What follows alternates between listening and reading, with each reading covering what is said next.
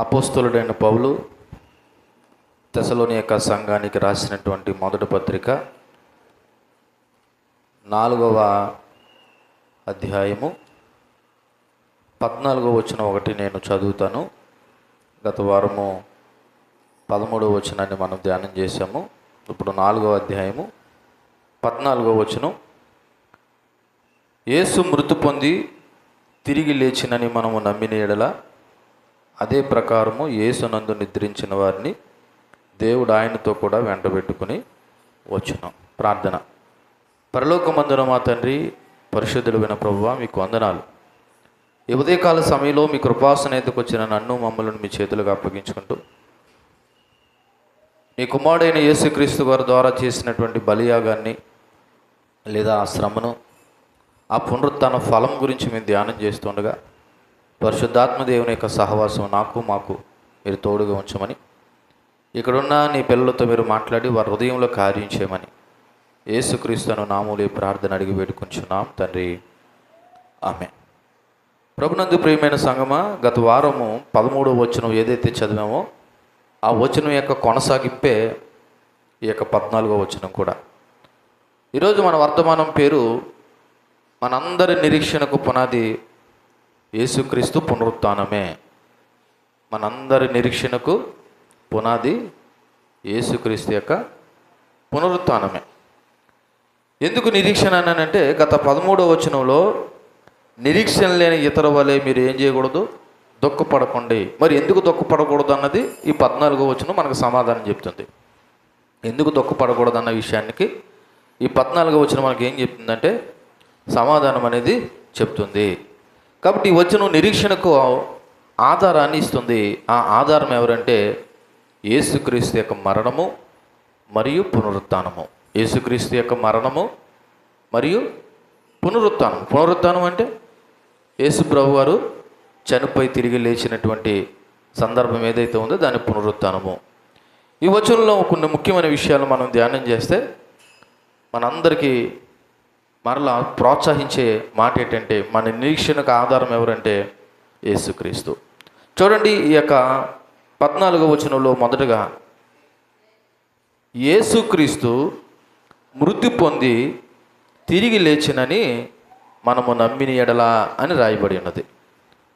The foundation of resurrection అంటే ఈ మాట క్రైస్తవ విశ్వాసానికి కేంద్ర సత్యము.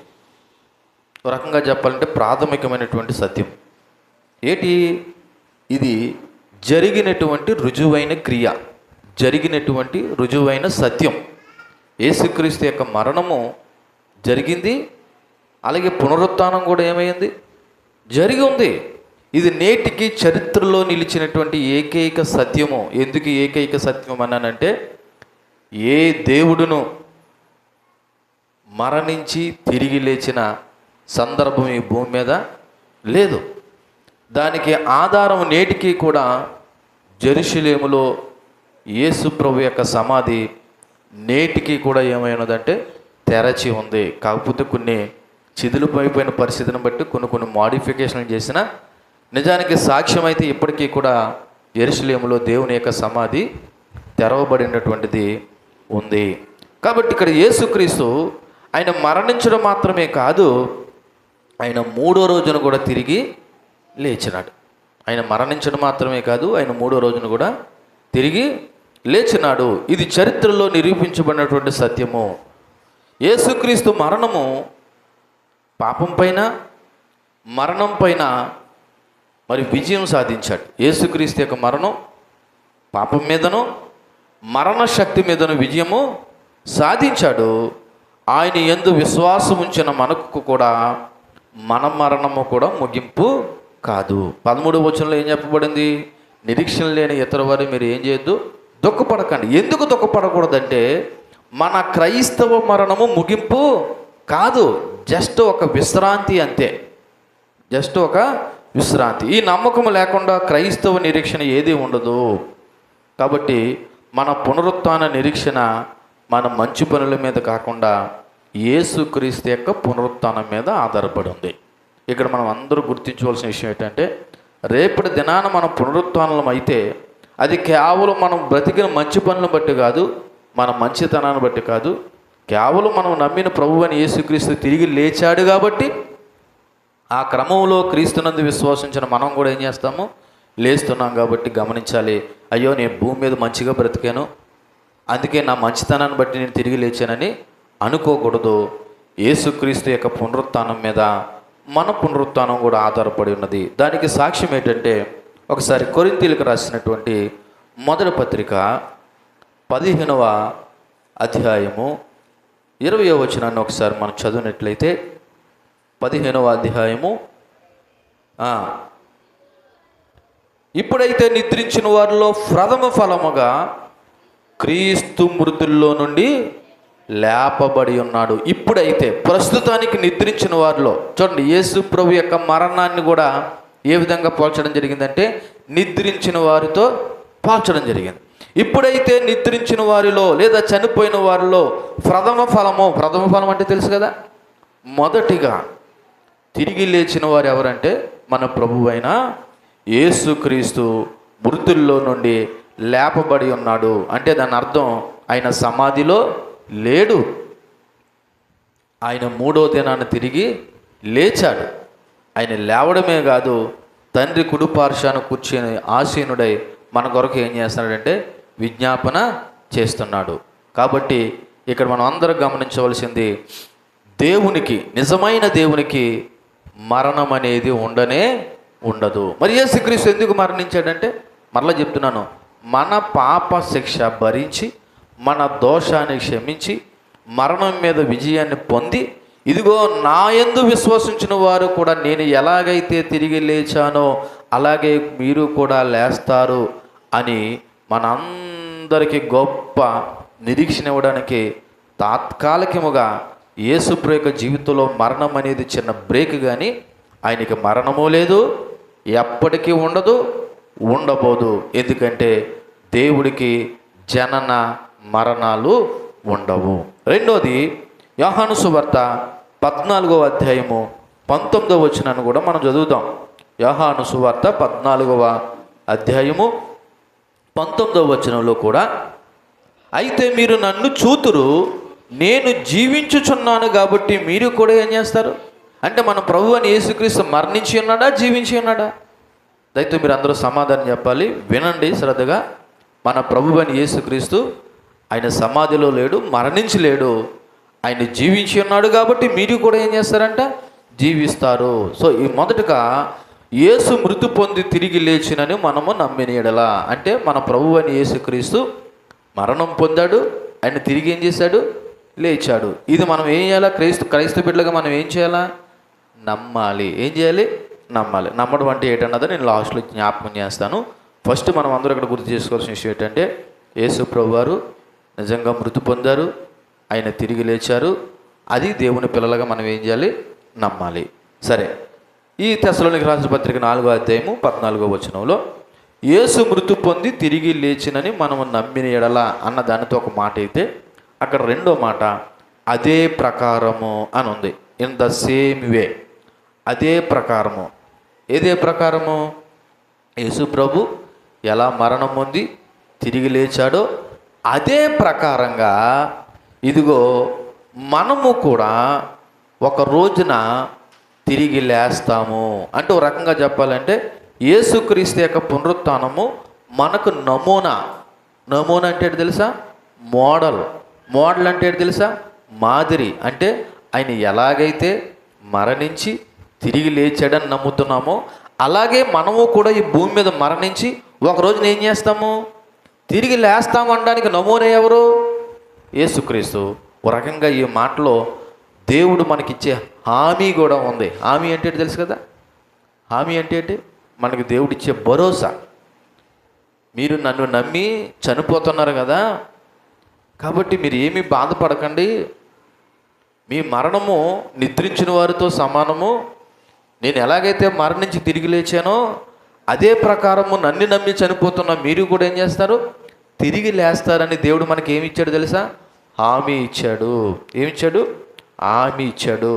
ఆయన లేచినట్లు ఆయనను నిద్రించిన వారు కూడా, ఇక్కడ ఒక మాట గమనించండి, ఆయన లేచినట్లు ఆయనలో నిద్రించిన వారు, ఆయనలో అంటే ప్రభువైన యేసుక్రీస్తులో ఉండి చనిపోయిన వారు తిరిగి లేస్తారు. ఇది మనము నమ్మాలి. ఆ మాట కిందన రాయబడి ఉన్నది 14వ వచనంలో. అదే ప్రకారము యేసునందు నిద్రించిన వారిని అని రాయబడి ఉన్నది. ఏంటండి? యేసునందు నిద్రించిన వారిని.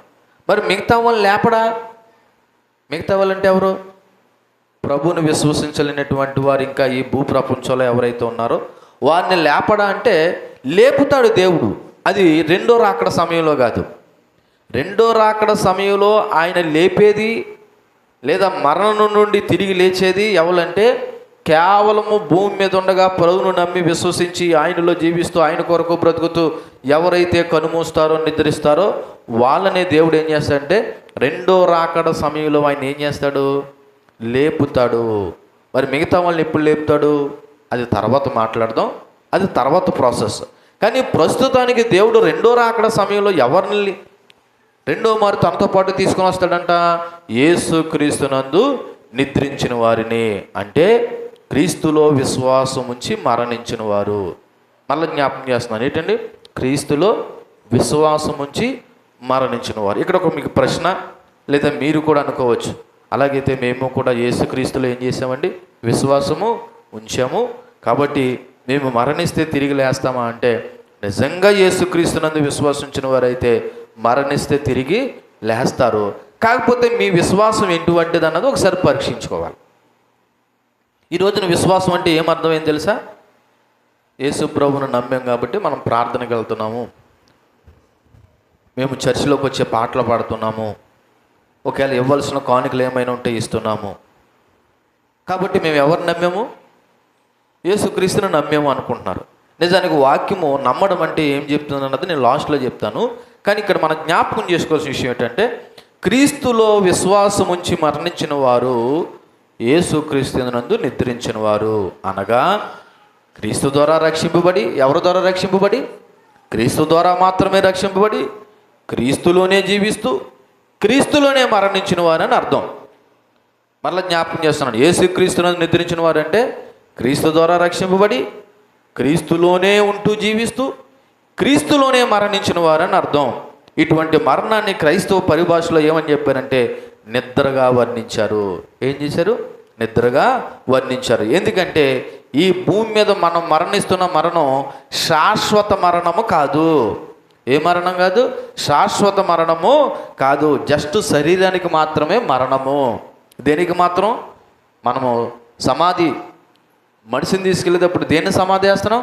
శరీరాన్ని సమాధి చేస్తున్నామా? ఆత్మను సమాధి చేస్తున్నామా? శరీరానికి మాత్రమే ఈ మరణము, అది కూడా కొంతకాలం మాత్రమే. ఇక్కడ ఈ మరణము ఎంతో ధన్యమైనది అంటున్నాడు పౌలు. క్రైస్తవ మరణం అంట ఎంతో ధన్యమైనదంట మిగతా వర్ణాలతో పోల్చుకుంటే, మిగతా వారితో పోల్చుకుంటే. ఎందుకండి అంత ధన్యమైనది అని అంటే, మరణించిన తర్వాత మన ఆత్మ నేరుగా ప్రభువుతో ఉంటుందంట. దేవునికి మహిమ కలుగునుగాక. మరణించిన తర్వాత మన ఆత్మ ఎవరితో ఉంటుందంట? నేరుగా ప్రభువుతో. జస్ట్ బాడీ మాత్రమే, శరీరాన్ని మాత్రమే మనం ఎక్కడ భూమిలో ఏం చేస్తాం? పాతి పెడతాం. మరి ఆత్మ ఎక్కడ ఉంటుందంట? చూడండి ఒకసారి మనం కొరింథీయులకు రాసినటువంటి 2వ పత్రిక 5వ అధ్యాయము 8వ వచనాన్ని చదివితే అక్కడ ఒక గొప్ప నిరీక్షణ లేదా ప్రోత్సహించే మాట ఏంటో తెలుసా? 5వ అధ్యాయం 8వ వచనం, ఇట్లు ధైర్యము కలిగి ఈ దేహమును విడిచిపెట్టి ప్రభువునొద్ద నివసించుటకు ఇష్టపడుచున్నాము. అంటే ఈ దేహాన్ని విడిచిపెట్టిన వాళ్ళు విడిచిన తర్వాత వెంటనే వాళ్ళ ఆత్మ ఎవరి దగ్గర ఉంటుంది అన్నమాట? ఎవరి దగ్గర ఉంటుంది? ప్రభువునొద్ద నివసించడానికి ఇష్టపడుతున్నాము ఈ దేహాన్ని విడిచిపెట్టి. అయితే ఇక్కడ ఒక మాట, అందరి యొక్క ఆత్మ దేవుని దగ్గర ఉంటుందని మాత్రం అనుకోకండి. అందరి యొక్క ఆత్మ దేవుని యొద్ద ఉంటుందని మాత్రం అనుకోవద్దు. అంటే దేవుని యొద్ద అంటే నా ఉద్దేశము ఇక్కడ ప్రభుతో ఉండి నెమ్మది పొందే సందర్భాలు ఉన్నాయి, అలాగే ప్రభువుకు దూరంగా ఉండి యాతన పడే సందర్భాలు ఉన్నాయి. ఇక్కడ గమనించవలసిన విషయం ఏంటంటే, ఒక మనిషి చనిపోయిన వెంటనే వాని ఆత్మ అయితే దేవుని యొద్ద నివసించడానికైనా వెళ్తుంది, లేదా యాతన పడే సందర్భానికైనా వెళ్తుంది. మరి ఎక్కడికి వెళ్తా ఉన్నదన్నది ఒకటి భూమి మీద నువ్వు ప్రభువులో జీవించిన జీవిత విధానాన్ని బట్టి ఆధారపడి ఉంటుంది. కాబట్టి అది ఓ రకంగా మరణిస్తేనే కానీ తెలియదు. మరణిస్తేనే కానీ తెలియదు. చూడండి, కొన్నిసార్లు కొన్ని సందర్భాల్లో అన్కాన్షియస్ సందర్భానికి వెళ్ళిపోయిన తర్వాత, ఏదో జరిగిన తర్వాత కళ్ళు తెరిచే సమయానికి నేను ఎక్కడున్నానేటి అని అనుకుంటూ ఉంటారు. ఎక్కడ ఉన్నటువంటి బహుశా హాస్పిటల్లోనో, బహుశా వేరే చోట, లేకపోతే నీది కానీ స్థానంలోనూ ఉంటావు. కళ్ళు తెరిచే సమయానికి నేను ఎక్కడున్నానేంటి అన్నప్పుడు అక్కడ ఉన్న వాళ్ళు ఏం చెప్తారు? బాబు, నువ్వు బండి మీద వస్తుండగా నీకు ఏదో యాక్సిడెంట్ అయ్యింది, నువ్వు కోమలోకి వెళ్ళిపోయావు, లేకపోతే మరో చోట నీకు ఏమైందో నీకు తెలియదు, కాబట్టి నిన్ను తీసుకెళ్ళి ఎక్కడ తీసాం, హాస్పిటల్లో జాయిన్ చేసామని చెప్తారు. అలాగే చనిపోయిన తర్వాత నీ ఆత్మ వెళ్ళిన తర్వాత నీకు అర్థమవుతుంది నేను ఇక్కడ ఉన్నానేటి అని. ఒకవేళ నిజంగా ప్రభువు దగ్గర ఉన్నావనుకో, నీ మరణం ధన్యమైనది. ఒకవేళ ప్రభువు దగ్గర కాకుండా వేరే చోట ఉండకుండా చోట ఉన్నావనుకో, ఓ రకంగా చెప్పాలంటే నీ మరణము శిక్షార్హమైనదే. అది తప్పించడానికే ప్రభువుని యేసుక్రీస్తు మన కొరకు సిలువలో ఏమైపోయాడు? చనిపోయి మరణించి తిరిగి లేచాడు. కాబట్టి ఓ రకంగా ఇక్కడ ప్రోత్సాహకరమైన మాట ఏంటంటే తెలుసా? నిజంగా ప్రభువునందు నిద్రించిన వారి యొక్క ఆత్మ ఎవరి దగ్గర ఉంటుందంట? ప్రభువు నొద్ద నివసించడానికి మేము ఇష్టపడుతున్నామని ఇక్కడ పౌలు భక్తుడు జ్ఞాపకం చేస్తూ ఉన్నాడు. రండి మరలా 14వ వచనం చదువుదాం. యేసు మృతి పొంది తిరిగి లేచినని మనము నమ్మిన ఎడల అదే ప్రకారము యేసునందు నిద్రించిన వారిని, లాస్ట్ మాట, దేవుడు ఆయనతో కూడా వెంట పెట్టుకుని వచ్చును. ఎవరిని వెంట పెట్టుకుని వచ్చినని రాయబడి ఉన్నది? మీరందరూ సమాధానం చెప్పాలి. ఎవరిని వెంట పెట్టుకుని ఆయన తిరిగి వచ్చినని రాయబడి ఉన్నది? యేసుక్రీస్తునందు నిద్రించిన వారిని మాత్రమే ఆయన వెంట పెట్టుకుని వస్తాడు. మరి యేసుక్రీస్తునందు నిద్రించిన వారిని ప్రస్తుతానికైతే ఆయన వెంట పెట్టుకుని రాడు. వాళ్ళు ఇంకెక్కడ ఉంటారంటే ఆ సమాధిలోనే వాళ్ళ దేహాలు ఉంటాయి. వాళ్ళ ఆత్మ ఎక్కడైతే ఉందో అక్కడే ఉంది. మరి ప్రభువునందు నిద్రించిన వారిని మాత్రం అంట దేవుడు ఏం చేస్తాడు తెలుసా? ఈ శరీరానికి మరలైన మహిమార్థమైనటువంటి శరీరము తొడిగి ఆ ఆత్మను మరలా అందులో కలిపి ఆయన రెండోసారి వచ్చేటప్పుడు ఆయనతో పాటు ప్రభువునందు మృతులైన వారు తిరిగి వస్తారంట. నమ్మిన వారు దేవుని స్తోత్రం చెప్పండి. దేవుడు ఆయనతో కూడా వెంట పెట్టుకుని తీసుకుని వచ్చాను. దేవుడు పరమ తండ్రి ఆయనతో, యేసుక్రీస్తుతో, ఇదిగో చనిపోయిన వారిని, అది కూడా యేసుక్రీస్తునందు చనిపోయిన వారిని రెండో రాకడ సమయంలో ఏం చేస్తాడంట? వెంట పెట్టుకుని తీసుకుని వస్తాడు. అంటే ఇప్పుడు ఎవరైతే భూమి మీద ఉండగా ప్రభువును నమ్మి విశ్వసించి నిజంగా మారు మనసు పొంది రక్షింపబడి చనిపోయారో వాళ్ళందరినీ కూడా దేవుడు రెండో రాకడ సమయంలో ఏం చేస్తాడంట? మరలా తీసుకుని వస్తాడు. యేసుక్రీస్తు యొక్క రెండో రాకడ సమయంలో తన మహిమతో తిరిగి వచ్చేటప్పుడు క్రీస్తునందుండి క్రీస్తులో మరణించిన వారిని ఆయన తనతో పాటు వెంట పెట్టుకుని వస్తాడు. అంటే సమాధిలో ఉన్న శరీరాలు మహిమ శరీరాలుగా పునరుత్థానం చెందుతాయి. సమాధిలో ఉన్న శరీరాలు ఎలాగండి? మహిమ శరీరాలుగా ఏం చెందుతాయి? పునరుత్థానం చెందుతాయి. ఇక్కడ డౌట్ రావాలి మీకు. నిన్న కాక మొన్న చనిపోయిన వ్యక్తి యొక్క శరీరము మహిమ శరీరంగా పునరుత్థానం చెందిందంటే అర్థమైంది, మా తాత లేదా మా నాన్న లేకపోతే మా పితలు ఎప్పుడో చనిపోయారు కదండి, వాళ్ళ యొక్క శరీరాలు ఇంకా భూమిలో అలాగుంటాయా అంటే ఉండవు. కానీ దేవునికి అసాధ్యమైనది ఏమీ లేదు. మరలా ఈ శరీరానికి దేవుని యొక్క ఆత్మ అనగా దేవుడి దగ్గర ఉన్న మన ఆత్మలు మరలా జోడించబడి సమాధిలో ఉన్న శరీరాలు మహిమ శరీరాలుగా పునరుత్థానం అవుతాయి. ఇక్కడ పౌలు యొక్క ఉద్దేశం ఏంటో తెలుసా? ఒకటి, క్రీస్తులో మరణించిన వారు నష్టపోరు. మరలా జ్ఞాపకం చేస్తున్నాను, యేసు క్రీస్తునందుండి మరణించిన వారు ఏం లేదు, నష్టం లేదు. రెండోది, వారు ప్రభువు యొక్క రెండో రాకడలో పూర్తిగా పాల్గొంటారు. ప్రభు యొక్క రెండో రాకడలో పూర్తిగా పాల్గొంటారు. మూడోది, వారికి కూడా అదే మహిమ లభిస్తుంది. దేవుడి యొద్ద ఏ మహిమ అయితే ఉందో అదే మహిమ లభిస్తుంది. ఎందుకు తిమోతి ఈ రకమైనటువంటి మాట ఈ 14వ వచనంలో చెప్పాడంటే తెస్సలోనిక సంఘానికి, మీకు గత వారంలో గుర్తు చేశాను, తెస్సలోనిక సంఘంలో కొంతమంది చనిపోయారంట.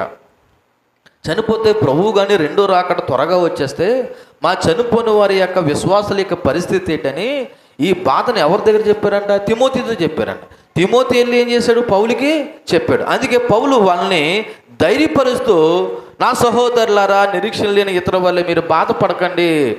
ఎందుకు బాధపడకండి అంటే, ఇదిగో మన ప్రభువు మరణించి తిరిగి లేచి పునరుత్థానుడైనట్టు, ఇదిగో యేసుక్రీస్తునందు విశ్వసించి చనిపోయిన మీ సహోదరులు కూడా అదే ప్రకారముగా వాళ్ళు కూడా పునరుత్థానులు అవుతారు.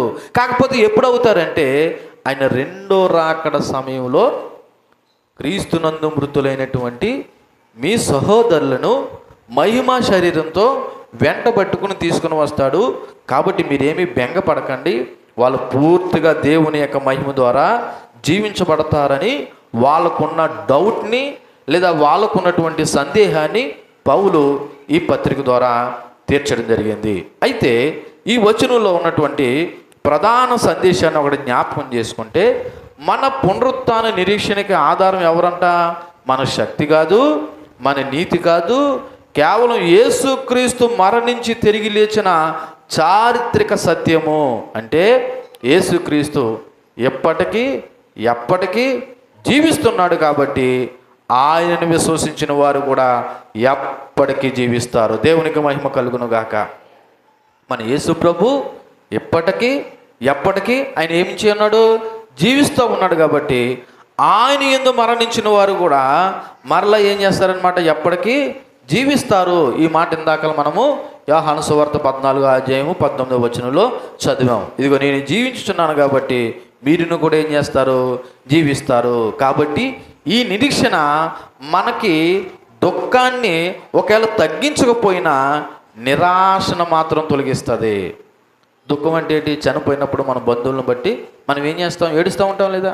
ఒకవేళ ఏడ్చే క్రమంలో ఒకవేళ దుఃఖము తగ్గకపోవచ్చేమో కానీ మనలో ఉన్న నిరాశను మాత్రము ఈ వచనం తొలగిస్తూ ఉంది. ఎందుకు తొలగిస్తూ ఉందంటే చూడండి, గత వారం మీకు చెప్పాను, మన యొక్క దుఃఖము ఆశతో కూడినదే ఉండాలంట. మన దుఃఖం ఏంటి? ఆశతో. ఏంటి ఆశ? ఇదిగో మన పితరులను మనం కోల్పోయిన వారిని మరలా ఒక రోజున ఏం చేస్తాము? తిరిగి చూస్తాము అన్న విషయాన్ని. కాబట్టి ఈ వచనంలో ఉన్న మరి 4 ముఖ్యమైన విషయాలు చెప్పి నేను ముందుకు వెళ్తాను. మొదటగా క్రైస్తవ నిరీక్షణ యేసుక్రీస్తు యొక్క పునరుత్థానంపై నిలిచి ఉంది. మళ్ళీ చెప్పండి, మనందరి యొక్క నిరీక్షణ దేని మీద నిలిచి ఉంది? యేసుక్రీస్తు యొక్క పునరుత్థాన శక్తిపై నిలిచి ఉంది. రెండోది, క్రీస్తునందు మరణించిన వారు ప్రభు యొక్క చేతిలో లేదా ప్రభు యొక్క దృష్టిలో సురక్షితంగా ఉన్నారు. మీకు విషయం చెప్పనా? భూమి మీద ఉన్న మనం ఇబ్బంది పడాలేమో కానీ, అందరూ ఆలకించండి, భూమి మీద ఉన్న మనం ఇబ్బంది పడాలేమో కానీ నిజంగా యేసుక్రీస్తునందు నిద్రించిన వారు దేవుని చేతిలో సుఖంగా ఉన్నారంట. నమ్మిన వారు దేవుని స్తుతిని చెప్పండి. మీకు అర్థమైందా? భూమి మీద ఉన్న మనం ఇబ్బందులు పడాలేమో కానీ యేసుక్రీస్తునందు నిద్రించిన వారు ఎవరి చేతిలో సుఖంగా ఉన్నారంట? దేవుని చేతిలో సుఖంగా ఉన్నారు. మూడోది, మరణము విశ్వాసికి ముగింపు కాదు, ఓ రకంగా మరణము దేవుని బిడ్డలకు మహిమా ప్రవేశం. నమ్మిన వారు దేవుని స్తుతిని చెప్పండి. మరణము విశ్వాసులకి ముగింపు కాదు, ఒక రకంగా మరణము దేవుని పిల్లలకి మహిమ ప్రవేశము. నాలుగోది, యేసు పునరుత్థానము మన పునరుత్థానానికి హామీ ఇచ్చింది. ఓ రకంగా చెప్పాలంటే ఇదే క్రైస్తవులందరికీ అసంచలమైనటువంటి నిరీక్షణ అన్న విషయాన్ని మనం గమనించాలి. క్రైస్తవులందరికీ ఇదే మన అందరికీ గొప్ప నిరీక్షణ. ఏంటంటే ప్రభు పునరుత్థానుడు అయ్యాడు కాబట్టి మనం కూడా ఏమవుతాం? ఒక రోజున పునరుత్థానము అవుతాము అన్న విషయాన్ని మనం అందరం కూడా గుర్తు చేసుకోవాలి. అయితే గత వారం మీకు కొన్ని విషయాలు గుర్తు చేశాను, ఒకసారి మరలా జ్ఞాపకం చేస్తున్నాను. ఏంటి? ఫస్ట్ యేసుక్రీస్తు మరణం గురించి చెప్పాను, బైబిల్ ఏం చెప్తుంది అన్నది. అలాగే యేసుక్రీస్తు యొక్క పునరుత్థానం గురించి కూడా చెప్పాను. అలాగే మూడోది, యేసుక్రీస్తు యొక్క రెండో రాకడ గురించి కూడా చెప్పాను. ఒకవేళ మీరు మర్చిపోతే ఈ వర్తమానం మీరు మరలా వినొచ్చు, మీరు అంత వినేటువంటి ధన్యత మీకుంటే. యేసుక్రీస్తు యొక్క మరణం గురించి, యేసుక్రీస్తు యొక్క పునరుత్థానం గురించి, యేసుక్రీస్తు యొక్క రెండో రాకడ గురించి అసలు వాక్యం ఏం చెప్తుందో లేఖనాల ఆధారంగా గత వారం మీకు గుర్తు చేశాను. సో ఇక్కడ మనం అందరం గమనించవలసిన విషయం ఏంటంటే యేసుక్రీస్తు యొక్క జననం సత్యం. నమ్మారా మీరు? యేసుక్రీస్తు యొక్క జననము సత్యము. అందుకే మనం ఏం జరుపుకుంటాం? క్రిస్మస్ జరుపుకుంటాం. క్రిస్మస్ ఎందుకు జరుపుతారో తెలుసా? ఎందుకు జరుపుతారండి క్రిస్మస్ అంటే? యేసు ప్రభు ఈ లోకానికి శరీరధారిగా పుట్టాడని. రెండోది, యేసుక్రీస్తు యొక్క మరణం కూడా సత్యం. అందుకే మనం ఏం జరుపుకుంటాం? గుడ్ ఫ్రైడే జరుపుకుంటాం. నమ్ముతున్నారా లేదా? అలాగే యేసుక్రీస్తు యొక్క పునరుత్థానం కూడా సత్యం. అందుకే మనం ఈస్టర్ పండుగ జరుపుకుంటాం. యేసుక్రీస్తు జననం సత్యము, యేసుక్రీస్తు మరణం సత్యము, యేసుక్రీస్తు యొక్క పునరుత్థానం కూడా సత్యము. ఈ మాట ఆలకించండి అందరూ. అలాగే యేసుక్రీస్తు యొక్క రెండో రాకడ కూడా సత్యము. నమ్మిన వారు దేవుని స్తోత్రం చెప్పండి. యేసుక్రీస్తు యొక్క రెండవ రాకడ కూడా సత్యము, సెకండ్ కమింగ్. ఒకవేళ మీరు నమ్మినా నమ్మకపోయినా యేసు ప్రభు రెండో రాకడ మాత్రము సత్యము. మీరు అనుకోవచ్చు, ఇదే మాట మా చిన్నప్పటి నుంచి చెప్తున్నారండి, ఆయన ఎప్పుడు వస్తాడండి అని. మీరు గమనించండి, ఆయన ఎప్పుడు వస్తాడన్నది మ్యాటర్ కాదు, ఆయన తప్పకుండా వస్తాడన్నది మ్యాటర్. కాబట్టి దేవుని పిల్లలుగా ఆయన జననం ఎలా నమ్మాము, ఆయన మరణం ఎలా నమ్మాము, ఆయన పునరుత్థానం ఎలా నమ్మాము, ఆయన రెండవ రాకడ కూడా దేవుని పిల్లలుగా మనము నమ్మాలి. ఇక్కడ నా ప్రశ్న ఏంటంటే నీ నమ్మకము, నీ విశ్వాసము సత్యమేనా అని అడుగుతున్నాను. ఇది వ్యక్తిగతంగా మిమ్మల్ని అడుగుతున్న ప్రశ్న. గుంపులో గోవిందుగా మనం అందరము దేవుణ్ణి నమ్మేమని మనం సమర్థించేసుకుని మోసపోవద్దు. వ్యక్తిగతంగా ఎవరికి వారు మనం అడుగుతున్న మాట, లేదా నేను అడుగుతున్న మాట ఏంటంటే, నువ్వు ప్రభు నమ్మేనన్నావు కదా, నీ విశ్వాసము, నీ నమ్మకము సత్యమేనా, నిజమేనా అని అడుగుతున్నాను. అదే పాస్టర్ గారు అంత పెద్ద ప్రశ్న వేసేసారు. మేము నమ్మకుండానే యేసు ప్రభు సన్నిధానంలోకి వచ్చామా, లేదా ఈ చర్చి బిల్డింగ్లోకి వచ్చామా అని అంటే, మీకు ఒక విషయం చెప్పనా, దెయ్యాలు కూడా యేసు ప్రభుని ఏం చేస్తున్నాయంట? నమ్ముతున్నాయంట. మరి ఆ నమ్మకాన్ని మన నమ్మకాన్ని కలిపి ఒకలాగే లెక్క కడదామా? నమ్మడం అంటే చర్చి బిల్డింగ్లోకి వచ్చి కూర్చోవడం కాదు, లేదా కానుకలు ఇవ్వడం కాదు, లేదా దశమ భాగాలు ఇవ్వడం కాదు, లేకపోతే మీ ఇంటికాడ వ్యక్తిగత కృతజ్ఞత కొడుకులు లేదా ప్రార్థనలు చేయడం కూడా కాదు. మరి ఏంటి నమ్మడము అంటే, 4వ అధ్యాయం 14వ వచనంలో ఒక మాట ఉంది చూడండి, మరలా చదువుతున్నాను. యేసు మృతి పొంది తిరిగి లేచినని అక్కడ రాయబడిన మాట మనము నమ్మిన ఎడలా అని ఉంది. ఏమనుందండి అక్కడ? చూసారా లేదా మీరు? ఏమనుంది? మనము నమ్మిన ఎడల. మనం అంటే ఏంటి? ఇక్కడ పౌలు తనను కూడా కలుపుకొని తెస్సలోనిక సంఘస్థులతో మాట్లాడుతున్నాడు. నేను నమ్మిన ఎడల అని అనలేదు. ఏంటి? మనము నమ్మిన ఎడల అన్నాడు. అంటే ఇక్కడ ఒక రకంగా చెప్పాలంటే, యేసుక్రీస్తు నిజంగా లేచాడో లేదో తెలియదు, బహుశా లేచి ఉండొచ్చులే అని నువ్వు అర్థం చేసుకున్నావు అనుకో, అది నీ నమ్మకం కరెక్ట్ నమ్మకము కాదు. ఇక్కడ ఈ సందర్భంలో మనము నమ్మిన ఎడల అనే మాటకు అర్థం ఏంటంటే, యేసుప్రభు అందరూ చెప్తున్నారండి తిరిగి లేచాడని, బహుశా తిరిగి లేచి ఉండొచ్చులే అని నమ్మేమనుకో, అది నీ నమ్మకం నిజమైన నమ్మకము కాదు.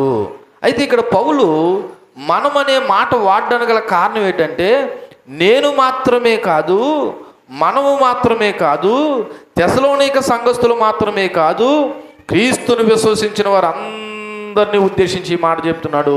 ఇది సార్వత్రిక నియమము. దేవునికి మహిమ కలుగును గాక.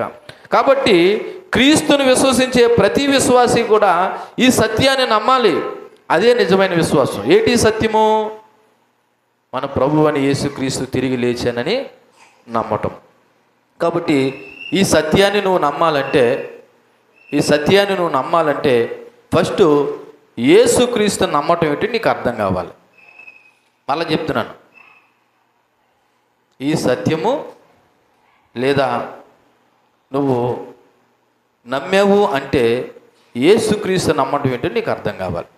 కాబట్టి ఆ నమ్మకం అనే మాట గురించి చెప్పి నేను ముగించే ప్రయత్నం చేస్తాను.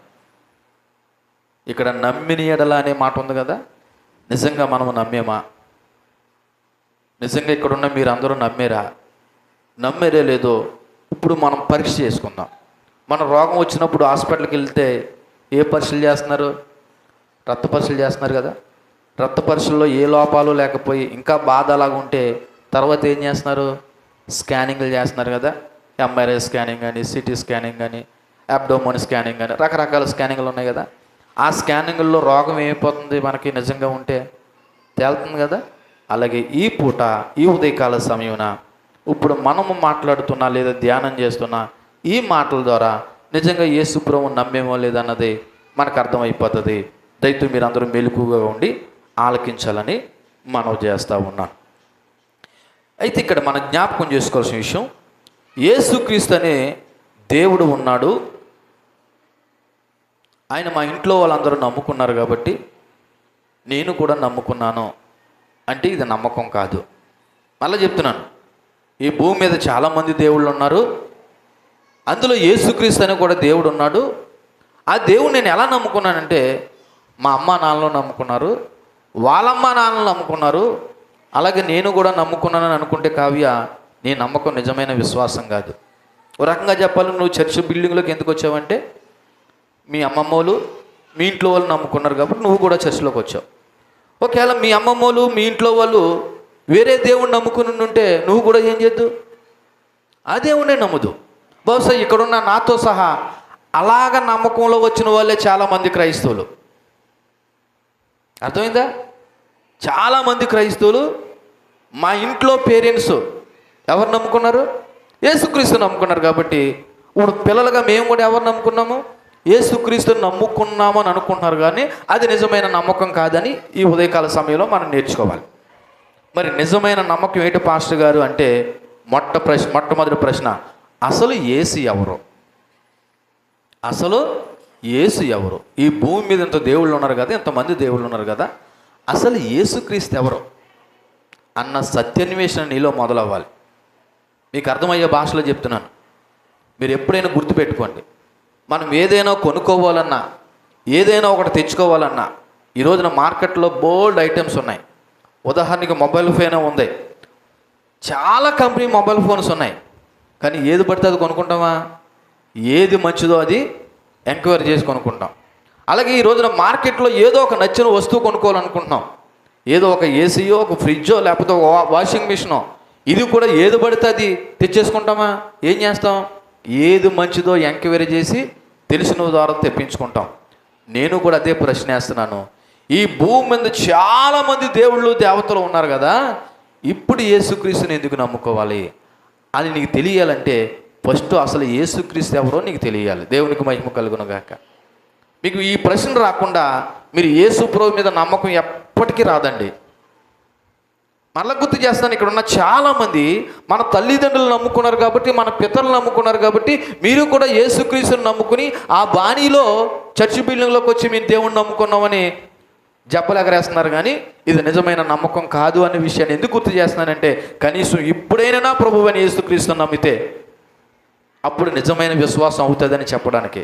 సో అది తెలియాలంటే ఇక్కడున్న మనం అందరూ వేసుకోవాల్సిన మొట్టమొదటి ప్రశ్న, నాకు అసలు యేసుక్రీస్తు ఎవరో నీకు తెలియాలి. అసలు యేసుక్రీస్తు ఎవరో నీకు తెలియాలి. మీకు ఇంకో ఉదాహరణ కూడా చెప్తున్నాను. ఏదైనా ఒక కంపెనీకి ఇంటర్వ్యూకి వెళ్ళామంటే ఫస్ట్ ఆ కంపెనీ ఏంటో నీకు తెలియాలి.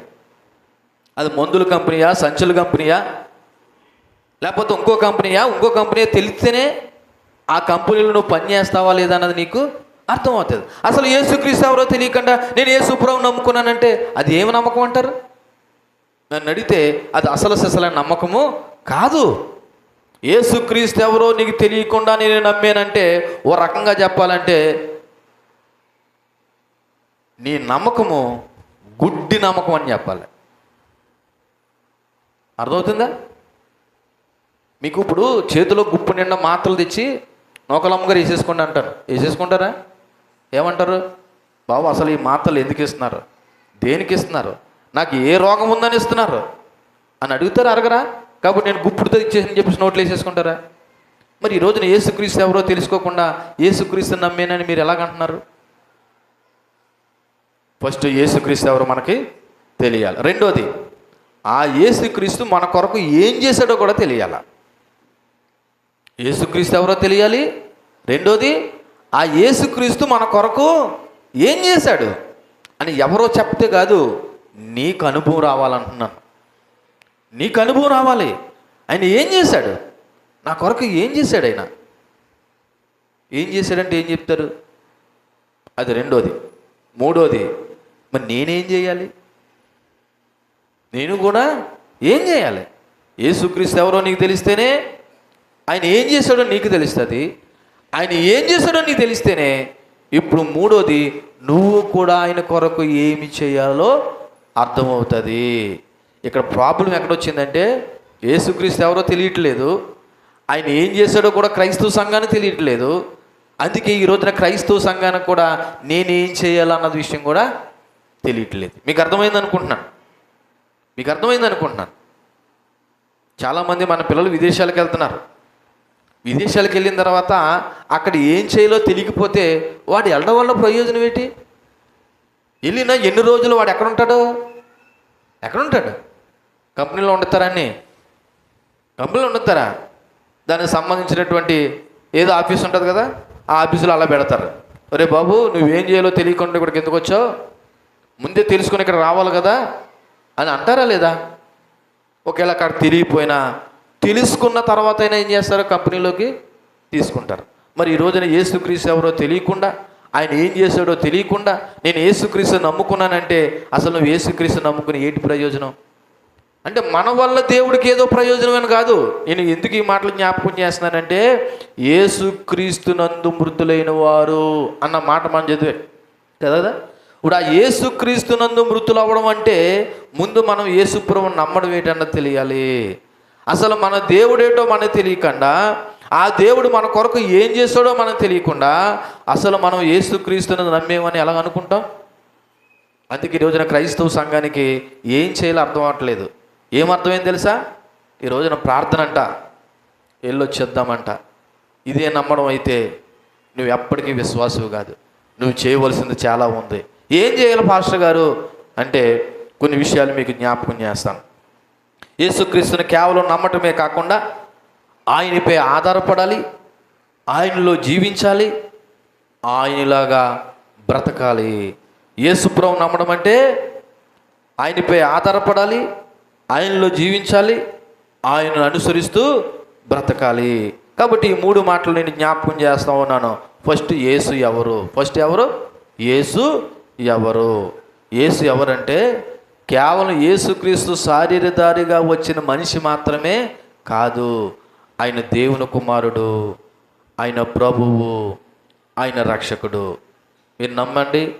మరలా ఒకసారి గుర్తు చేస్తున్నాను, యేసుక్రీస్తు ఈ భూమి మీదకి శరీరధారిగా వచ్చిన ఒక మనిషి కానీ లేదా ఒక ప్రవక్త మాత్రం కాదు. ఆయన స్వయాన ఎవరో తెలుసా? దేవుని కుమారుడు, ఆయన ప్రభువు, ఆయన రక్షకుడు అని నువ్వు నమ్మితేనే అప్పుడు యేసుప్రభు ఎవరో నీకు అర్థం అవుతుంది. ఒకసారి యోహాను సువార్త 20వ అధ్యాయము 31వ వచనాన్ని చదువుదాం. యోహాను సువార్త 20వ అధ్యాయము 31వ వచనంలో, యేసు దేవుని కుమారుడైన క్రీస్తుని మీరు నమ్మునట్లు నమ్మి ఆయన నామమందు జీవము పొందినట్లు ఇవి రాయబడ్డాయి. ఎందుకు రాయబడ్డదంట? ఈ బైబిల్ ఎందుకు రాయబడ్డదంట? చెప్పండి. ఇదిగో ఇలాగ చూడండి. ఆదివారం నాడు దుమ్ము ధూళి దులిపేసి చంకలో పెట్టుకుని నెత్తి మీద పెట్టుకుని ఇంటికాడి నుంచి చర్చ్ బిల్డింగ్లో తీసుకురావడానికి ఈ బైబిల్ రాయబడలేదు. ఈ బైబిల్ ఎందుకు రాయబడి ఉన్నదంట? అక్కడ రాయబడిన మాట, యేసు దేవుని కుమారుడని క్రీస్తు అని మీరు నమ్మునట్లు. ఇలా చూడండి, నేను చెప్తున్నాను ఉదాహరణకి, అమ్మా యేసు క్రీస్తు నిజమైన దేవుడు అని అన్నాను. అలా అన్నానని నమ్మకండి. మీరు ఏం చదవండి? బైబిల్ చదవండి. రేపు పొద్దున్న ఎవరో వచ్చి యేసుక్రీస్తు దేవుని కుమారుడు కాదంటారు. అప్పుడు కూడా మీరు ఏం చదవాలి? బైబిలే చదవండి. ఎందుకంటే మనకి ఏది ఆధారం? బైబిల్ ఆధారం. మీరు అనొచ్చు, మరి బైబిల్లో నిజమని ఎలా నమ్మొచ్చండి అంటే పేతురు అంటున్నాడు, ఇది దైవావేశం వల్ల కలిగిన బైబిల్. దేని వల్ల కలిగిందంట? దైవావేశం వల్ల. దైవావేశం అంటే ఏంటి? దేవుని ఆత్మ వల్ల రాయబడిన గ్రంథం ఇది. ఇది మనుషులు రాయలేదు, శారీరకంగా మనుషులే రాశారు. పేతురు రాశాడు, పౌలు రాశాడు, యోహాన్ రాశాడు, మత్తయి రాశాడు, మార్కు రాశాడు, మోషే రాశాడు, యెహోషువ రాశాడు, లేకపోతే ఇంకొకరు రాశారు. కానీ వీళ్ళందరూ కూడా దైవావేశం వల్ల రాశారు. నమ్మిన వారు దేవుని స్తోత్రం చెప్దాం. కాబట్టి ఈ బైబిల్ ఎందుకు రాయబడి ఉన్నదంట? యేసుక్రీస్తు దేవుని కుమారుడని క్రీస్తుని మీరు నమ్మునట్లును, అంతేకాదు నమ్మి ఆయన యందు జీవము పొందినట్లు. దేవునికి మహిమ కలుగును గాక. ఇప్పుడు నమ్మి మనం ఏం పొందుకోవాలా? జీవము. ఏంటి జీవము? పాస్టర్ గారు మేము జీవిస్తున్నాం కదా అంటే ఈ జీవం గురించి కదా మాట్లాడేది. చనిపోయిన తర్వాత కూడా నువ్వు జీవించులాగున యేసు ప్రభు ఎవరో నీకు తెలియాలంటే మీరందరూ కూడా ఏం చదవండి? బైబిల్ చదవండి. చదువుతున్నారు బైబిల్? మాకు చదువు రాదండి. మంచిదే, చదువు రాకపోయినా వినే అవకాశం ఉంది కదా. మీరు అంతగా చదివించుకోవాలి లేదా వినాలనుకుంటే మీ మనవుల్లో మీ మనవరాల ద్వారా వినిపించుకోవచ్చు. లేదా ఈ మధ్యకాలంలో వినేటువంటి బైబిల్ కూడా వచ్చాయి. మనం అయ్యి ఎందుకు వింటాం? వేరే వినే ప్రయత్నాలు చేస్తుంటే. కాబట్టి యేసు ప్రభు ఎవరో నీకు తెలియాలంటే మీరందరూ బైబిల్ చదవాలి. ధర్మరాజు ఏం చదవాలి? మరి చదవాలంటే దానికి బోలు మార్గాలు ఉన్నాయి. నిజంగా ఆసక్తి ఉంటే మీకు ఒక విషయం చెప్తున్నాను. యేసుక్రీస్తు ఎవరో నీకు తెలియాలంటే నువ్వు బైబిల్ చదవకుండా యేసు ప్రభు ఎవరో నీకు తెలియదు. చదువుకున్న పిల్లల్ని అడుగుతున్నాను, మీరు చదివేటువంటి సబ్జెక్టు మీకు రావాలంటే ఏం చదవాలి? ఆ సబ్జెక్ట్ చదవాలి. తెలుగు అయితే తెలుగు చదవాలి, ఇంగ్లీష్ అయితే ఇంగ్లీష్ చదవాలి, మ్యాథ్స్ అయితే మ్యాథ్స్ చదవాలా? మ్యాథ్స్ చెయ్యాలి.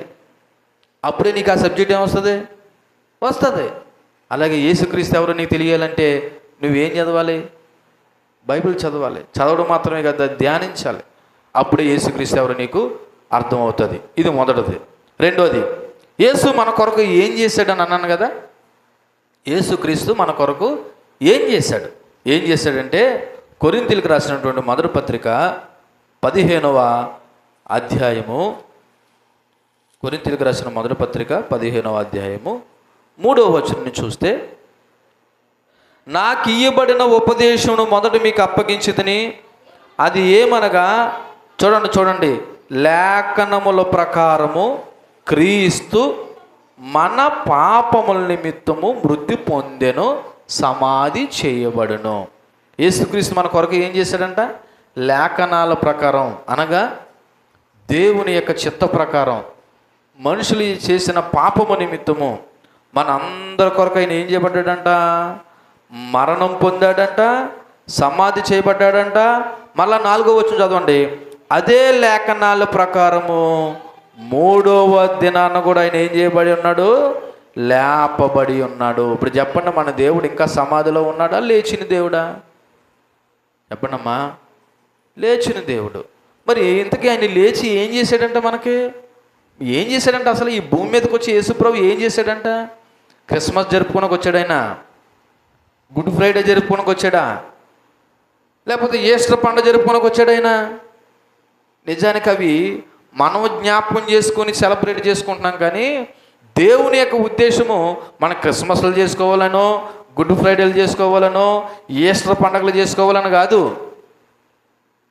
ఆయన యందు జీవము లేదా ఆయనను నమ్మి మనము కూడా దేవునితో పాటు ఉండాలని. దేవునికి మహిమ కలుగును గాక.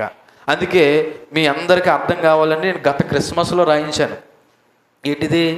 క్రిస్మస్ అంటే కేవలం గతాన్ని జ్ఞాపకం చేసుకుని సంబరాలు చేసుకోవడం కాదు, క్రీస్తు మళ్ళీ వస్తాడని. అంటే దేని గురించి మాట్లాడుకుంటున్నాం మనం? రెండో రాకడ గురించే కదా. క్రీస్తు మళ్ళీ వస్తాడని మనం ఏం చేయబడాలంట? రక్షింపబడాలి. ఈ రక్షణ ఎవరి ద్వారా? దేవుని ద్వారా. రక్షింపబడితే సరిపోదు. రెండో మాట చూడండి, పరిశుద్ధంగా జీవిస్తూ. ఎలా జీవించాలంట? పరిశుద్ధంగా జీవిస్తూ. మూడోది, మనం దేని కొరకు ఎదురు చూడాలంట? నిత్య జీవం కొరకు ఆశతో ఎదురు చూడడమే నిజమైన క్రిస్మస్. కానీ ఇందులో ఉన్న సత్యాన్ని మర్చిపోయి క్రీస్తు నేడు పుట్టినని చెప్పి మనం ఏం చేస్తున్నాం? క్రిస్మస్లు చేసుకుంటున్నాం. అసలు నువ్వు క్రిస్మస్ చేసుకుంటావని దేవుడు భూమి మీదకి రాలేదు. గుడ్ ఫ్రైడే చేసుకుంటామని కూడా భూమి మీద దేవుడు రాలేదు. నేను తిరిగి లేచాను కాబట్టి ఈజ్ రైజ్ అని చెప్పి ఆయన తిరిగి లేచాడని చెప్పడానికి కూడా భూమి మీద రాలేదు. ఆయన ఎందుకు వచ్చాడంటే నీ పాపాన్ని నా పాపాన్ని క్షమించి మన మీద ఉన్న పాప దోషాలను తీసివేసి నా యందు నమ్మకం ఉంచిన వాడు నేను ఎలాగైతే మృతి పొంది తిరిగి లేచానో అలాగ తిరిగి లేపబడతారనే ఒక నిరీక్షణ ఇవ్వడానికి యేసుప్రభు ఈ లోకానికి వచ్చాడు. దేవునికి మహిమ కలుగును గాక. కాబట్టి యేసుప్రభు మన కొరకు ఏం చేశాడంటే మీరు ఏం చెప్తారు? ఆయన మామూలు త్యాగం చేయలేదు. సింపుల్గా ఆయన మరణించాడని మాట అనేస్తున్నాం, కానీ ఆయన మరణం ఎంత ఘోరాతి ఘోరమైన మరణమో తెలుసు కదా. ఆయన మన కొరకు ఎన్ని త్యాగాలు చేశాడో మనకు తెలుసు కదా. అందుకే నేను అంటున్నాను, యేసుక్రీస్తు ఎవరో నీ తెలియకుండా ఆయన కొరకు బ్రతకలేవు. యేసుక్రీస్తు మన కొరకు ఏం చేశాడో తెలియకుండా నువ్వు ఆయన కొరకు బ్రతకలేవు. మీకు చిన్న ఉదాహరణ చెప్పి నేను ముందుకెళ్తాను. ఒక కుమారుడు ఉన్నాడంట. ఆ కుమారుడికి అన్నీ కూడా తన తండ్రి ఏం చేశాడు తెలుసా? సకల భోగాలు సమకూర్చాడంట. ఏది తక్కువ కాకుండా అన్నీ ఇచ్చాడంట. కానీ వృద్ధాప్య సమయానికి వచ్చేసరికి ఆ కుమారుడు ఏం చేశాడు తెలుసా? తన తండ్రిని విస్మరించి ఒక అనాథ ఆశ్రమంలో జాయిన్ చేయడానికి ప్రయత్నం చేశాడంట. అప్పుడు తన తండ్రికి పరిచయం ఇస్తున్నటువంటి ఒక క్లోజ్ ఫ్రెండ్ తట్టుకోలేక ఆడిని పిలిచి, ఆ కుమారుని పిలిచి గతాన్ని జ్ఞాపకం చేశాడంట. ఒరే బాబు, నువ్వు సొంత కుమారుడు కాదురా, వాడికి నిన్ను రోడ్డు మీద ఎవలో పాడేస్తే మీ తండ్రికి పిల్లలు లేక నిన్ను తీసుకుని వచ్చి నిన్ను సాకి నిన్ను శుద్ధి చేసి నిన్ను శుభ్రం చేసి నీకు మంచిగా చదివిపించి ఈరోజున తన ఆస్తి అంతా నీకు రాసిస్తే నువ్వు ఇప్పుడు అతను తీసుకెళ్ళి ఎక్కడ పెడుతున్నావు? అనాథాశ్రమంలో పెడుతున్నావా అని చెప్పినప్పుడు ఆ కుమారుడు గుండెలు బాదుకొని, అంకుల్ ఈ సత్యాన్ని నాకు తెలియపరిచినందుకు నీకు వందనాలని చెప్పి తన తండ్రి పట్ల ఏం కలిగినాడో తెలుసా? కృతజ్ఞత కలిగి మరణం వరకు తన తండ్రిని విడిచిపెట్టలేదంట. నేను ఎందుకు ఈ మాట చెప్పాను తెలుసా? యేసు ప్రభు యొక్క త్యాగం వేయటం కూడా నీకు తెలియనంత వరకు ఆ యేసు ప్రభు నమ్మడం కూడా నీ వల్ల అవదు. యేసు ప్రభు త్యాగం ఏంటో నీకు అర్థం కావాలి. ఆయన మరొకరకు ఏం చేశాడో నీకు అర్థం కావాలి. అది అర్థమైతేనే నువ్వు యేసు ప్రభులో బ్రతకడానికి, యేసు ప్రభులో జీవించడానికి నువ్వు ఇష్టపడతావు. ఈ కుమారుడు తన తండ్రి విలువ తెలియనంత వరకు ఎలా బ్రతికాడు తెలుసా? తన పెంచి పోషించిన తండ్రినే అనాథ ఆశ్రమంలో జాయిన్ చేయడానికి ఇష్టపడ్డాడు. ఈ రోజున చాలామంది క్రైస్తవులు యేసు ప్రభువును మరలా సిలువ ఎందుకు వేస్తున్నారు తెలుసా? ఆయన మన కొరకు ఏం చేశాడో తెలియకే. అందుకే యేసుక్రీస్తు ఎవరో నీకు తెలియాలి, ఆయన ఏం చేశాడో తెలియాలి. మూడోది, యేసు పునరుత్థానం పొందాడని కూడా నమ్మాలి. అంటే ఆయన ఒక్క మరణమే కాదు, ఆయన ఏం చేశాడు? తిరిగి లేచాడు. ఒకసారి రోమిలకు రాసిన పత్రిక 10వ అధ్యాయము 9వ వచనం కూడా చూడండి. రోమిలకు రాసిన పత్రిక 10వ అధ్యాయము 9వ వచనం. యేసు ప్రభువు అని నువ్వు మొదట ఏం చేయాలి? ఒప్పుకొని దేవుడు మృతుల్లో నుండి ఆయనను లేపినని నీ హృదయమందు విశ్వసించిన యెడల అప్పుడు దాకా నీకేం లేదు, రక్షణ లేదు. చాలామంది మేము రక్షింపబడ్డాం, బాప్తీసం తీసుకున్నాం, ఇంక మేము చచ్చిపోతే మమ్మల్ని సమాధి పెట్టిలో పెడతారు కాబట్టి మేము పరలోకను పోతామని అనుకుంటున్నారు. లేదు లేదు లేదు, ఇక్కడ రాయబడిన మాట తెలుసా? యేసు ప్రభువు అని ఫస్ట్ నీ నోటితో ఏం చేయి? ఒప్పుకో. రెండోది, దేవుడు మృతుల్లో నుండి లేచాడని నీ హృదయం అందు ఏం చేయి? విశ్వసించు. అప్పుడు నీకేం కలుగుతుంది? రక్షణ కలుగుతుంది. అప్పుడు దాకా నీకేం లేదు, రక్షణ లేదు. అందుకే మీకు ప్రారంభంలో చెప్పాను, మా అమ్మ నమ్ముకుంది, మా నాన్న నమ్ముకున్నాడు, మా అమ్మమ్మోళ్ళు నమ్ముకున్నారు, మా పితలు నమ్ముకున్నారు, కాబట్టి మేమే నమ్ముకుంటున్నామంటే మీ నమ్మకం వేస్ట్. మరి ఏది నిజమైన నమ్మకం? యేసు ప్రభువే నిజమైన దేవుడని నోటితో ఏం చేయాలి? ఒప్పుకోవాలి. అది బాప్తిసం ఇచ్చేటప్పుడు ఒప్పుకోవాలి. రేపటి దినాన ప్రతికూలత ఎదురైతే అప్పుడు కూడా ఏం చేయాలి? ఒప్పుకోవాలి. రెండోది, ఆయన మృతుల్లో నుండి తిరిగి లేచాడని ఎక్కడ నమ్మాలి? హృదయం అందు నమ్మాలి. అప్పుడే అది నిజమైన విశ్వాసం అవుతుంది. ఇంతవరకు బాగానే ఉందండి. ఇవన్నీ జరగాలంటే ఒక 5 మాటలు చెప్పి నేను ముగిస్తాను. అప్పుడే యేసుప్రభువు ఎవరో నీకు తెలుస్తుంది, ఆయన ఏం చేస్తాడో తెలుస్తుంది, ఆయన మృతి పొంది తిరిగి లేచాడు లేదన్నది తెలుస్తుంది. ఆ 5 మాటల్లో ఫస్ట్ నువ్వు పాపివని గుర్తెరగాలండి. ఏంటండి? మీకు ఇందాక ఒక ఉదాహరణ చెప్పాను కదా, ఒరే నువ్వు అసలు కొడుకు కాదు, నిన్ను పెంచుకున్న కొడుకు, నువ్వు ఒక అనాథవి, నువ్వు రోడ్డు మీద పడి ఉంటే నీ తండ్రి నిన్ను సాకాడు అన్న విషయం తెలిసిన తర్వాత తన తండ్రి విలువేటో అతనికి ఏం చేసింది? ఇక్కడున్న మనం అందరం గుర్తు చేసుకోండి, నువ్వు పాపివనే విషయాన్ని గుర్తెరగనంత వరకు దేవుని యొక్క పరిశుద్ధత ఏంటి నీకు అర్థం అవ్వదు. మళ్ళీ చెప్తున్నాను స్వరూప, నువ్వైనా నేనైనా మనము పాపులము అన్న విషయాన్ని గుర్తెరగని వరకు దేవుడు విలువేటి మనకు తెలియదు. రోమీయులకు రాసిన పత్రిక 3వ అధ్యాయం 23వ వచనము అదే చెప్తా ఉన్నది. మనం అందరము ఏ భేదమును లేదు, అందరూ పాపం చేసి దేవుడు అనుగ్రహించు మహిమను పొందలేకపోయి ఉన్నారు. మనం అందరం ఎవరమంట? నువ్వే కాదు, నేను కూడా ఎవరిని? పాపిని. నేను పాపినన్న విషయాన్ని గుర్తెరగనంత వరకు నువ్వు ఎప్పుడూ కూడా ప్రభువుని విశ్వసించలేవు. ప్రభు ఎవరికి అవసరమో తెలుసా? పాపులకు అవసరం. ప్రభు ఎవరికి అవసరం అండి? పాపులు. అందుకే నేను రోగుల్ని పిలవచ్చాను కానీ ఆరోగ్యంగా ఉన్నవారిని కాదు అంటున్నాడు. మీరు అనొచ్చు, పాస్టర్ గారు మేము ఏ పాపం చేయలేదండి. దావీదు అంటున్నాడు, అసలు నా పుట్టికే పాపం అంటున్నాడు. దావీదు ఏమంటున్నాడు? అసలు నా పుట్టికే పాపము, నా తల్లి గర్భంలో నేను ఎవరినని చెప్తున్నాడు? పాపిని అంటుంటే నేను ఏ పాపం చేయలేదంటే ఇంక నీ అంత మోసగాడు మోసపోయేది ఎవరు లేరు. కాబట్టి యేసు ప్రభువుని నమ్మాలంటే ముందు నువ్వు ఎవరు అని గుర్తెరగాలి? పాపినన్న విషయాన్ని గుర్తుగరాలి. అంటే నీలో పాపము పశ్చాత్తాపము కలగనంత వరకు నువ్వు పాపం అనే విషయం నీకు గుర్తెరగవు. ఎప్పుడైతే పాపి అనే విషయం గుర్తెరగవో నీకు రక్షణ అవసరం అనే ఆలోచన వస్తుంది. దేవునికి మహిమ కలుగును గాక. మీకు అర్థమయ్యే భాషలో చెప్తున్నాను. గోతులో ఉన్నవాడు కావాలా సహాయము? గొట్టి మీద ఉన్నవాడు కావాలా సహాయము? చెప్పండి. గోతులో ఉన్నవాడికి మనిషి సహాయం. ఎవడైనా వస్తే బాగుండు, నన్ను ఈ గోతులో నుండి ఏసేపు అన్నదమ్ములు తీసుకెళ్ళి ఏం చేశారంట? గోతులో పడేశారంట. చాలా కేకలేసాడంట, అరిచాడంట. అన్నదమ్ములు 11 మంది 10 మంది ఏం చేశారు? విడిచిపెట్టేసి వెళ్ళిపోయారు. అదిగో ఆ దారంట వస్తున్న వాళ్ళు ఆ కేకలు విని వాళ్ళు వచ్చి గోతులో నుండి పైకి లేపారు. ఇక్కడ నేను ఇది జ్ఞాపకం చేశానంటే గోతులో ఉన్నవాడికి సహాయం ఉంటేనే వాడు గోతులో నుండి పైకి రాగలడు. అలాగే నువ్వు పాపివని గుర్తిస్తేనే నీకు రక్షణ అవసరమని ఆలోచన వస్తుంది. నువ్వు పాపివని గుర్తించినంతకాలం నీకు ఏమొద్దనుకుంటో తెలుసా?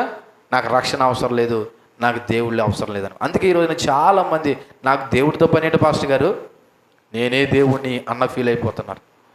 లేకపోతే నా రక్షణతో పనేటి పాస్టర్ గారు, నాకు అన్నీ ఉన్నాయి. గుర్తుపెట్టుకో, నీకు అన్నీ ఉండొచ్చు. నువ్వు పాపివనే విషయాన్ని గుర్తినంత వరకు నీకు రక్షణ యొక్క అవసరం ఏంటన్నది నీకు తెలియదు. రెండోది, ఒకవేళ నిజంగా నువ్వు పాపివనే విషయం గుర్తిరిగితే నువ్వు మారు మనసు పొందాలి. ఏం పొందాలండి? మారు మనసు పొందాలి. నేను పాపిననే విషయం అర్థమైన తర్వాత నువ్వు మారు మనసు పొందుకోకపోతే ఏమి ప్రయోజనం? పాపం ఒకటే తెలుసుకోవడం కాదు, పాపం నుండి తిరిగి దేవుని వైపు తిరగాలి. అదే మారు మనసు. దేవునికి మహిమ కలుగును గాక. మారు మనసు అంటే ఏంటనుకున్నారు? పాపాన్ని విడిచిపెట్టి దేవుని వైపు తిరగడమే మారు మనసు. ఒకసారి అపోస్తలుల కార్యాలు 2వ అధ్యాయము 37వ వచనంలో ఒకసారి వాళ్ళు ఏమంటున్నారు చూడండి. అపోస్తలుల కార్యాలు 2వ అధ్యాయము 37వ వచనంలో, వారు ఈ మాట విని హృదయంలో నొచ్చుకుని, సహోదరులారా మేమేమి చేతుమని పేతురును కడమ అపోస్తలులను అడగగా, వాళ్ళు ఏ మాట విని ఇదిగో 2వ అధ్యాయము 17వ వచనం లేదా 14వ వచనం మొదలుకొని 36వ వచనం దాకా పేతురు భక్తుడు అక్కడ ఒక గొప్ప ప్రసంగం చేశాడు. ఆ ప్రసంగంలో ఆయన ఏమంటాడు తెలుసా? చూడండి, ఆ ప్రసంగంలో ఏమంటున్నాడు చూడండి ఒకసారి. ఎక్కడ? 22వ వచనం. ఇశ్రాయేలు వారా ఈ మాట వినండి. దేవుడు నజరేయుడగు యేసు చేత అద్భుతములు మహత్కార్యాలు సూచక్రియలు మీ మధ్యన చేయించి ఆయనను తన వలన మెప్పు పొందిన వానిగా మీకు కనపరచును. అది మీరు ఎరుగుదురు. దేవుడు నిశ్చయించిన సంకల్పాన్ని ఆయన భవిష్యత్తు జ్ఞానం అనుసరించి అప్పగింపబడిన ఆయనను మీరు దుష్టుల చేత ఏం చేయించారు? సిలువ వేయించి సంపితిరి. ఎవరు చంపారు? యేసుప్రభుని మీరే చంపారు అంటున్నాడు ఇక్కడ పేతురు. మీరే అంటే ఎవరు? యూదులను పట్టుకుని అంటున్నాడు. అంటే అర్థం ఏంటో తెలుసా? ఆ పాపం చేసిన వాళ్ళు ఎవరు తెలుసా? మీరే అని ఎప్పుడైతే ఆ పాపులు మీరే అనే విషయాన్ని గుర్తెరిగారో, ఈ వాక్యం విన్న తర్వాత వాళ్ళు పొడవబడి నొచ్చుకుని, అయితే మమ్మల్ని ఏం చేయమంటారు? నిజమే, మేము పాపం చేసాం, తెలుసో తెలియక యేసుప్రభుని ఏం చేసేసాం? సిలువ వేసేసాం. కాబట్టి మిమ్మల్ని ఏం చేయమంటారు అని అన్నప్పుడు పేతురు ఏమన్నాడంట? 38వ వచనంలో, పేతురు మీరు మారు మనసు పొంది అని రాయబడి ఉన్నది. ఏం పొందాలంటే మారు మనసు పొంది. మీరు అనొచ్చు, పాస్టర్ గారు అలాంటి సిలువేశారు కానీ మేము కానీ సిలువేసామా? అని మీరు అనొచ్చు. ఆ సిలువుకి యేసుప్రభుకి మా సంబంధం లేదని అనకండి.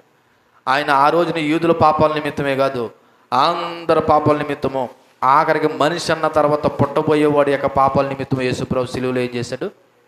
మరణించాడు. కాబట్టి మనం అందరూ ఏం పొందాలా? వారు మనసు పొందాలి. మళ్ళీ చెప్తున్నాను, ఫస్ట్ నువ్వు పాపు అని గుర్తెరగాల, గుర్తెరిగితే సరిపోదు. రెండోది ఏం పొందాలా? మారు మనసు పొందాలా. చూడండి, మారు మనసు పొందిన తర్వాత మూడోది యేసుక్రీస్తును నమ్మాలి, ప్రభువుగా ఒప్పుకోవాలి. యేసుక్రీస్తును నమ్మాలి, ప్రభువుగా ఒప్పుకోవాలి. ఇది అపోస్తల కార్యాలు 16వ అధ్యాయము 31వ వచనం చూడండి. 16వ అధ్యాయం 31వ వచనంలో చెరసాల అధిపతి అడుగుతూ ఉన్నాడు. అందుకు వారు, ప్రభు అయిన యేసునందు విశ్వాసం ఉంచుము, అప్పుడు నువ్వు నీ ఇంటి వారును రక్షణ పొందుదురని చెప్పి ఏమన్నాడు? 30వ వచనంలో వారు వెలుపులకు తీసుకొచ్చి, అయ్యలారా, రక్షణ పొందుటకు నేను ఏమి చేయవలనని అన్నాడు. రక్షణ పొందుటకు నేను ఏమి చేయవలనని అన్నాడు. ఏమన్నాడు? అప్పుడు ఏమన్నాడు? 31వ వచనంలో ఏమన్నాడు? అందుకు వారు, ప్రభు అయిన యేసుక్రీస్తునందు మీరు ఏముంచండి? విశ్వాసం ఉంచండి, అప్పుడు నీవును నీ ఇంటి వారు ఏం పొందుతారు అంటే, నువ్వు పాపు అనే విషయం తెలుసుకోవాలి, నీకు మారు మనసు అవసరం అనే విషయం తెలుసుకోవాలి, నీకు మారు మనసు అవసరం అనే విషయం తెలుసుకోవాలి. రెండోది నీకు రక్షణ అనే విషయం తెలుసుకుని నువ్వు ఎవరి తిరగాలంటే ప్రభు అని యేసు వైపు తిరగాలి. అయితే ఇక్కడ విశ్వాసంతో యేసు వైపు రావడమే కాదు, కొత్త జీవితం జీవించాలి. దేవునికి మహిమ కలుగును. ఇక్కడే ఉంది చాలామంది చేయని పని ఇదే. చాలామంది చేయని పని ఏంటి తెలుసా? పాపివని గుర్తెరగాలి, మారు మనసు పొందాలి, ప్రభుని నీ సొంత రక్షకునిగా నోటితో ఒప్పుకోవాలి, హృదయమందు విశ్వసించాలి. ఈ మూడు చేస్తే సరిపోదు. అసలు సిసలేనిది ఇక్కడ ఉంది, నాలుగోది ఏంటంట? కొత్త జీవితం జీవించాలి. ఏంటండి కొత్త జీవితం? ఇది ఎలాగ ఉంటుంది పాస్టర్ గారు? కొరింథీయులకు రాసిన 2వ పత్రిక 5వ అధ్యాయం 17వ వచనం. కొరింథీయులకు రాసినటువంటి 2వ పత్రిక 5వ అధ్యాయము 17వ వచనంలో, కాగా ఎవడైనా క్రీస్తునందున్న ఎడల వాడు నూతన సృష్టి. ఎవడైనా క్రీస్తునందు ఉంటే ఏంటంటే నూతన సృష్టి. ఇక పాతవి పోతాయి, ఇదిగో కొత్తవి వస్తాయి. ఇన్ని సంవత్సరాల ప్రభువు నమ్ముకుని నీలో పాతవి పోలేదంటే ఇప్పుడు యేసుక్రీస్తునందు నువ్వు ఎవరో కాదు, నూతన సృష్టి కాదు. అందుకే మీకు ఇందాక ప్రారంభంలో చెప్పాను, నిజంగా మనం ప్రభువు నమ్మేమే లేదని దేని ద్వారా అర్థమైపోద్దంటే ఇప్పుడు మనం చదువుతున్న లేఖనాలను బట్టి మనం అర్థం చేసుకోవచ్చు అని చెప్పచ్చు. నిజంగా నువ్వు ప్రభువు నమ్మి ఉంటే, నువ్వు నిజమైన మారు మనసు పొందుంటే, నీ నమ్మకం నిజమైన విశ్వాసం అయితే ఇప్పటికి నీ జీవితంలో ఏం పోవాలమ్మా? పాతవి పోవాలి, కొత్తవి రావాలి.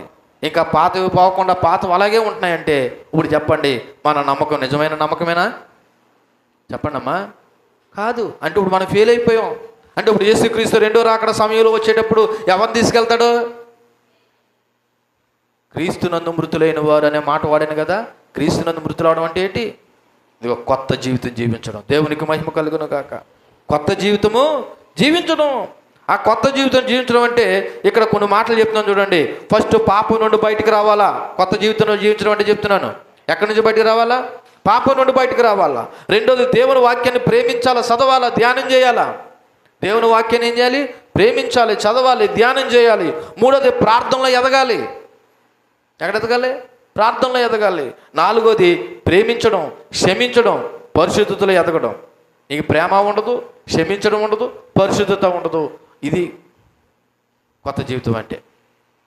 కొత్త జీవితం అంటే ఏంటంటే ఫస్ట్ పాపం నుండి బయటకు రావాలి. అంటే నీ పాప జీవితాన్ని మానుకోవాలి, వాక్యాన్ని ప్రేమించాలి. ఏం చేయాలి? వాక్యాన్ని ప్రేమించాలి, వాక్యాన్ని చదవాలి, వాక్యాన్ని ధ్యానం చేయాలి, ప్రార్థనలో ఎదగాలి, ఇతరులని క్షమించాలి, పరిశుద్ధతలో ఎదగాలి. ఇది కొత్త జీవితం ప్రారంభించడం అంటే. అలాగే ఐదవది చివరగా క్రీస్తును అనుసరించి క్రీస్తులాగా బ్రతకాలి. దేవునికి మహిమ కలుగునుగాక. ఏంటండి? క్రీస్తును అనుసరించి క్రీస్తులాగే బ్రతకాలి, నీలా కాదు. అప్పుడే నువ్వు నిజంగా ప్రభువుని నమ్మినట్టు. ఈ 5 మాటలు చెప్తున్నాను. ఒకటి, నీ పాపం ఒప్పుకోవాలి, నీకు రక్షణ అవసరం అని తెలుసుకోవాలి. రెండోది, ఎప్పుడైతే నీకు రక్షణ అవసరమైందో నువ్వేం పొందాలి? మారు మనసు పొందాలి. ఎప్పుడైతే నువ్వు మారు మనసు పొందేవో మూడోది ఏం చేయాలి తెలుసా? నువ్వు యేసులో యేసు వైపు తిరగాలి. అనగా కొత్త జీవితము ప్రారంభించాలి. ఈ కొత్త జీవితం ప్రారంభించాలంటే నీ పాత జీవితాన్ని విడిచిపెట్టాలి, వాక్యాన్ని చదవాలి, ధ్యానం చేయాలి, ప్రార్థనలో ఎదగాలి. ఇది కాకుండానే తోటి విశ్వాసాలు ఏమైనా ఉంటే తప్పులు క్షమించాలి, పరిశుద్ధతలో ఎదగాలి, ప్రేమించడంలో ఎదగాలి. అదే కదా తెస్సలోనికీ పత్రిక 4వ అధ్యాయం 13వ వచనంలో 4వ అధ్యాయంలో ఇంతకుముందు మనం ధ్యానం చేసాము. సహోదర ప్రేమ విషయంలో మీరు అంతకంతగా ఏం చేయాలి? ఎదగాలి. అప్పుడు చివరగా నువ్వు క్రీస్తును అనుసరించి క్రీస్తులాగే బ్రతకాలి. అప్పుడండి నిజంగా ఆ వ్యక్తి ప్రభువు నమ్మాడు. అటువంటి వాళ్ళే ప్రభువు నందు చనిపోతే తిరిగి లేస్తారు. ఈ లక్షణాలు మీలో నాలో ఎవరిలో ఉన్నా వాళ్ళు రెండో రాకడలో ప్రభుతో పాటు వస్తారు. ఈ లక్షణాలు ఎవరు లేకపోయినా వాడి నిత్యత్వంలో కాదు కదా, నరకమందునే జీవిస్తాడు. కాబట్టి కేవలం క్రీస్తు యొక్క జనన మరణ పునరుత్థానాలతో పాటు రెండో రాకడను కూడా విశ్వసించి నీలో నాలో అసలు ఆ నమ్మకం నిజమైన నమ్మకమో కాదో నువ్వు తెలుసుకుంటేనే, నువ్వు అర్థం చేసుకుంటేనే అప్పుడు క్రీస్తునందు మృతులైన తర్వాత నీ యొక్క పునరుత్థానం కూడా దేవునితో పాటు ఉంటుంది. లేకపోతే కష్టమే. దేవుడి మాటలు మన వెనుకల్లో దీవించి ఫలింపు చేయనుగాక. ఆమేన్. కళ్ళు మూసుకొని చెప్పని వాక్యాన్ని ఒకసారి గుర్తు చేసుకొని